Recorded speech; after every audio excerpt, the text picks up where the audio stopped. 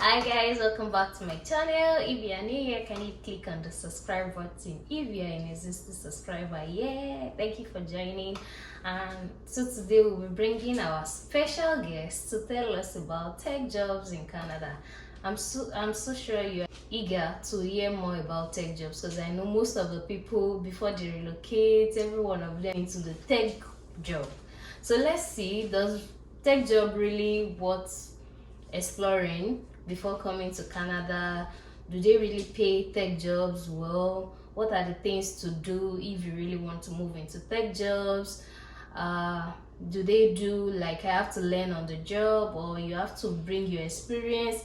So our special guest today is going to tell us everything that we should know about tech jobs in Canada. So join me as I welcome our special guest.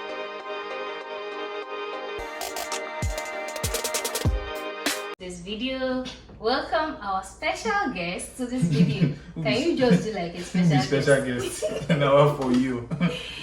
So we want to talk about tech jobs in Canada, and as you know, it's in tech too. So let me explain what the tech role really looks like in Canada. Does exploring tech jobs or tech opportunity, like out of 10 people that you meet, even here, you hear them, oh, I think I should just go into tech, because everyone feels tech is actually the main thing paying in Canada. So today, let's learn about everything, his own experience, what helped him in getting the job he got, and everything that we should know. So welcome our special guest. This is the original Bio beside the Oluwakem. So welcome, Mr. Bio.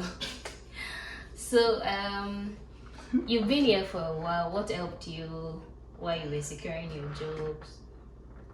When you were searching for job in Canada? Now God. Yeah, that is what most people used to say. But I know, aside God first, of course. Like I used to tell everyone, anything you hear me say on this channel, it's God first. Aside God, what other thing did you do? What did God tell you to do? How did you prepare yourself before coming, and why you got to Canada that makes you got like a job that pays a lot, a high earning job in Canada? Well, paying a lot is relative, but then, anyways, being in Canada, what did you do? I won't say I did anything actually, because most of the old stuff, tech has been my career. I've been practicing. I've been in the IT field for over 7 years before I came to Canada. So basically, it's just like a plug and play for me. I came here with the years of experience, and it's not like I'm trying to switch into tech or I'm trying to like change my career path. It's what I've been doing, and it's what I just started applying for, and you know. But there are a few things that actually helped when I came here. One of them was the Manitoba, the government's own initiative that helps people to settle down. One of them that I attended was the Offer for Employment program, and also Manitoba Start. What they actually help you do is, you have wealth of experience. I'm talking to people who are actually in IT now, but then you have to craft your CV in such a way that a page will be able to tell someone that looks at your CV at a glance, to tell them, oh, this person has the experience that I'm looking for. So one of the things they will actually show you there is how to craft your CV to meet this role. And also they try to teach you how to make job specific CVs. So take me for example. I did IT for over 7 years, like I said, and I've had experience in various fields, ranging from networking to infrastructure and hardware to software support. So let's say I'm applying for a job in software support. In Canada, they don't want to know about.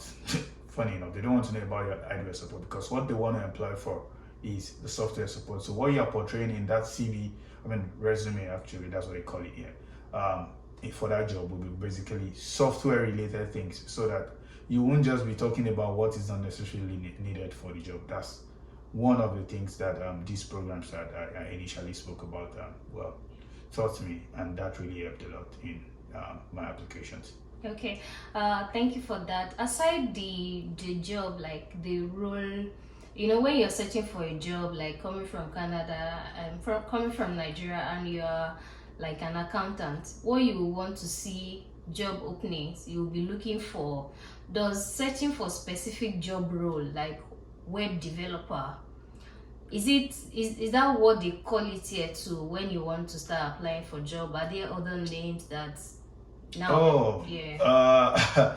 okay. So you don't need to. First of all, dump that role name or whatever they call your role in IT before you got here. Dump it.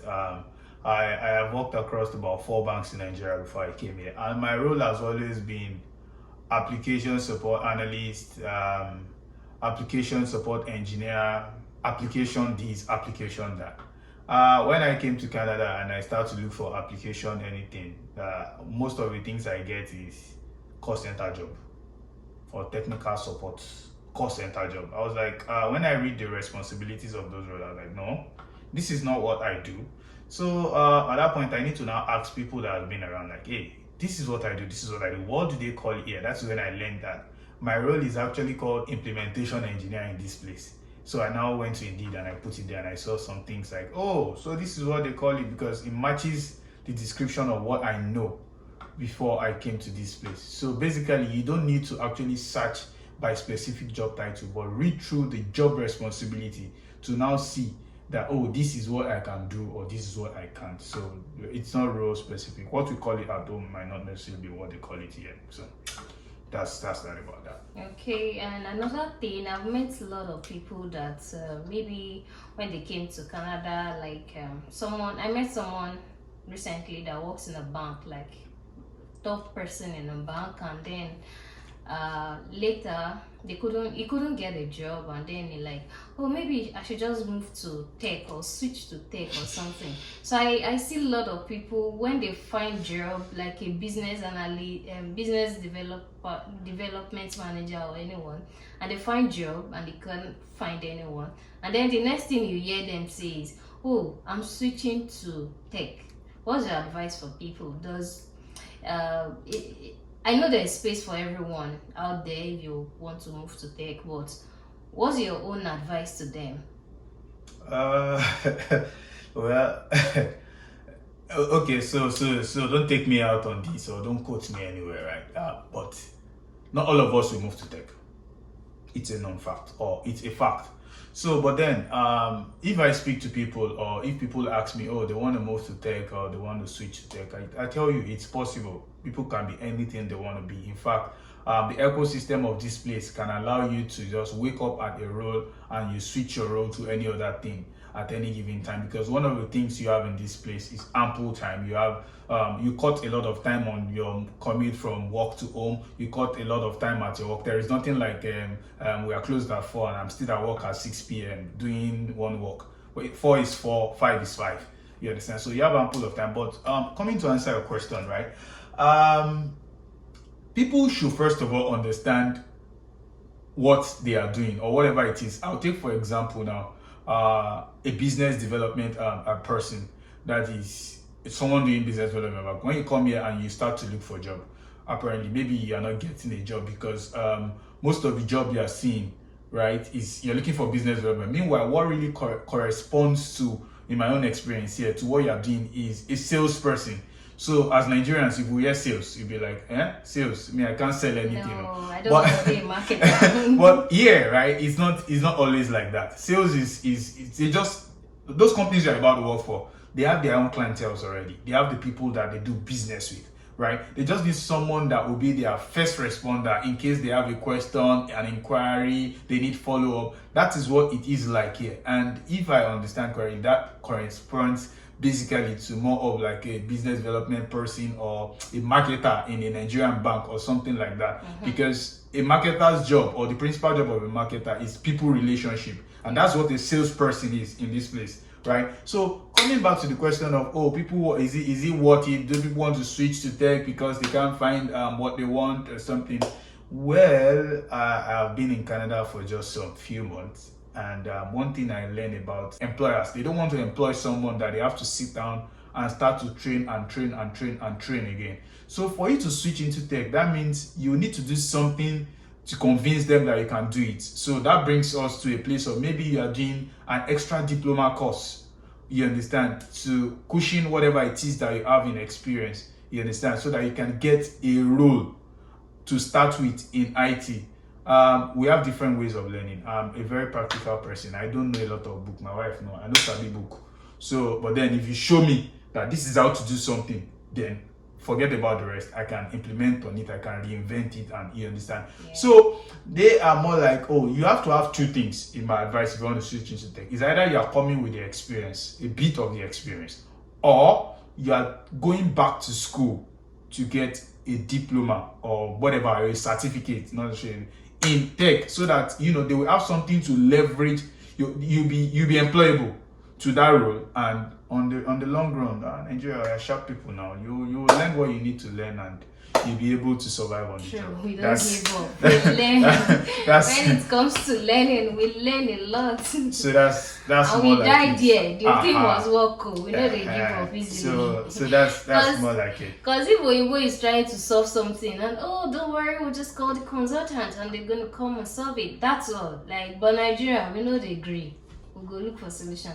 And while you were talking, you talked about school, people going back to school and getting like a diploma to back up for them to be employable and all. So do you really support people going back to school if at all they want to switch to tech? What's your take on that one? Well, if you want to switch tech, like I said, employers of labor here don't just want to employ someone, they want to teach and teach. So the best way is you go to school, maybe for a certificate course, or I advise you to go to school, because that's like the easiest way to do it, to switch into this tech, right? So because and the government of Canada for newcomers makes this like possible. When we came to Canada, I applied to some school to do some programs. Don't mind me, I drop out eventually. I know to the program, but then I applied to some school. You drop out because you found a job. If they look for a job, they go school, no be money. I applied to some schools. I got admission. It's just the same admission process, statement of purpose, IELTS, and all of those things. And by the way, the government of Canada for newcomers is ready to pay you like half of the school fees as grant, and they offer other half as a student loan. That means you don't even have to worry about the tuition at all. They are going to pay it up for you. And after you graduate school, they are going to give you another 6 months or thereabout for you to settle down. Then you start paying back the money, a loan that was given back to you as a student loan, for the number of years as you have done the amortization, or however you choose to pay it, and you pay it over time. And what that is telling you is that they understand that for you to integrate into this system, you need to at least upskill yourself, and the only way to upskill or moving from a different role to IT, in the best of my knowledge, is actually grabbing a certification that you could show off and tell them, oh, there is not a grab a certification that you won't have any ideas, some practicum, hands-on, for you to. So especially I advise if you do the school year. So I advise you just grab it, and that's the easiest way to switch into tech from here. So while you were talking, so I got something like, oh, you need to be experienced before. So we'll just get back to anyone that's still in Nigeria now, like, oh, so you advise, if you think your long-term goal is like going into tech, you advise the person starts at least even if it's internship from Nigeria. Do you advise that? So at least that can show on the CV, because they don't take a fresher to start learning on the job. They want to see what you have done. By the way, let me tell you this. If you think you can just create a CV, an employer here, that, oh, I'm into IT, I've been doing tech for 50 years and this, I'll tell you my life experience, right?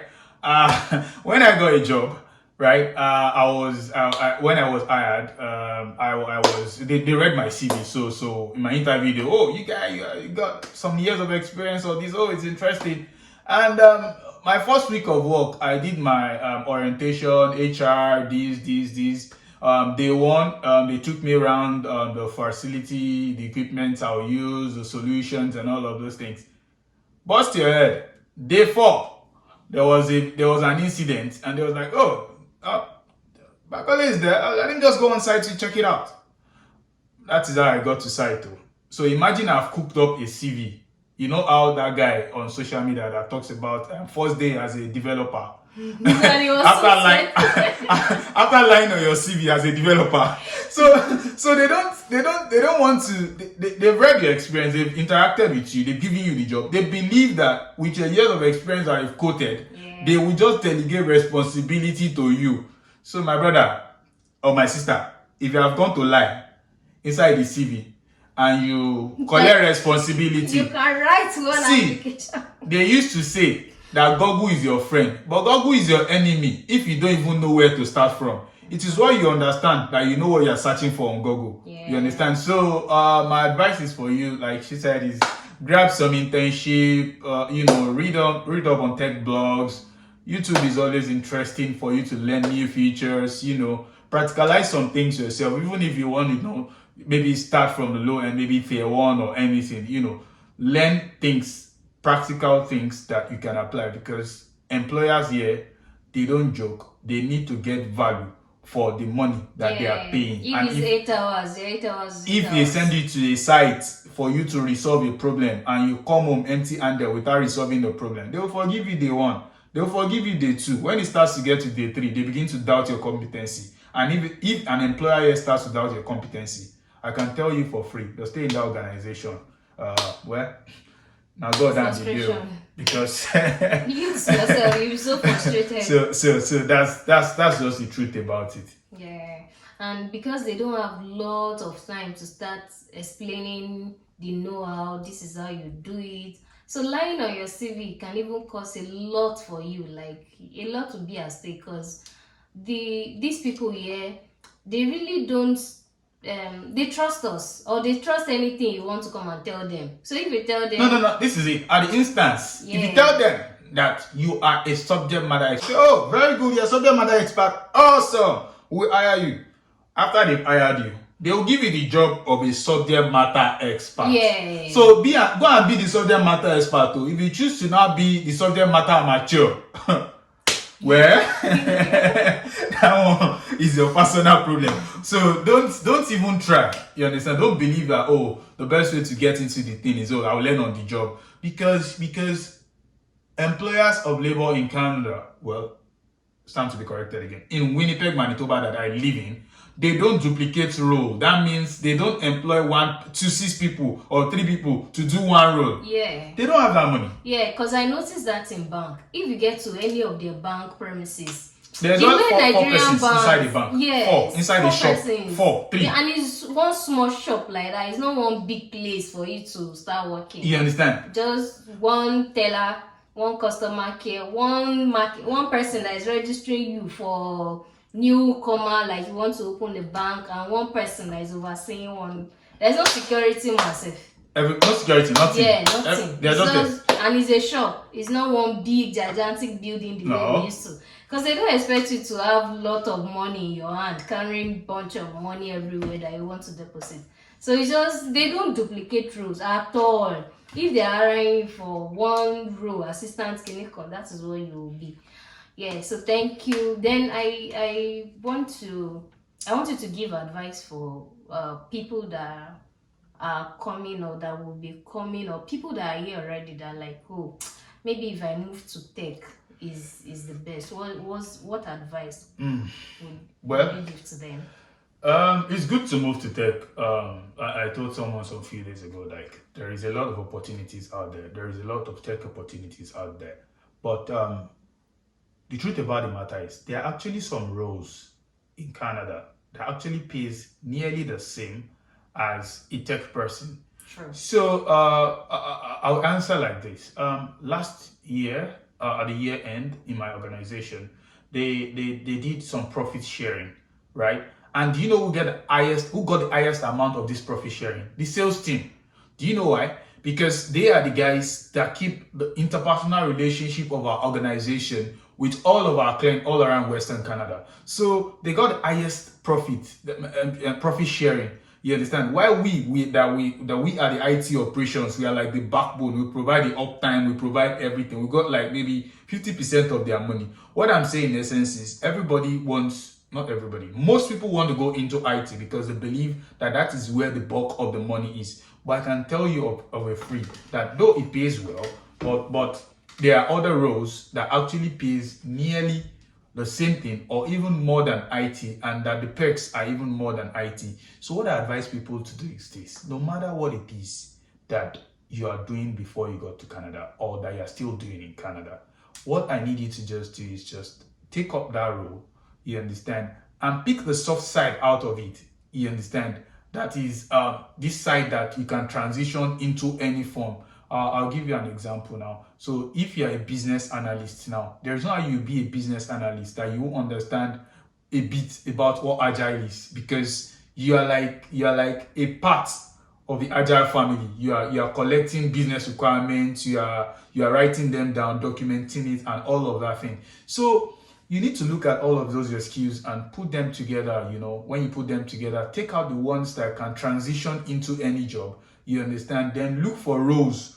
You understand? I can't tell you the specific role title, but look for roles that they can transition into and you will fit in. And with that, you can even get a role that will pay more than what an IT person or a tech person or a tech bro we get here. One of the things also I'll say before I go is that most times where I came from, right, we have a lot of developers writing complex codes and all of those things. But so far that I've been in Canada and I've worked tech, most of the solutions that we use are OOB, out of the box applications that is developed by either Microsoft or that is sold by Amazon or whoever it is that is selling it, and they are liaising directly with the OEM. So there is no, well, they are developers, they are organizations that develop, but it's not like a big thing in this place. And that is what I just have to say for anybody hoping to think, should I do tech, should I not do tech?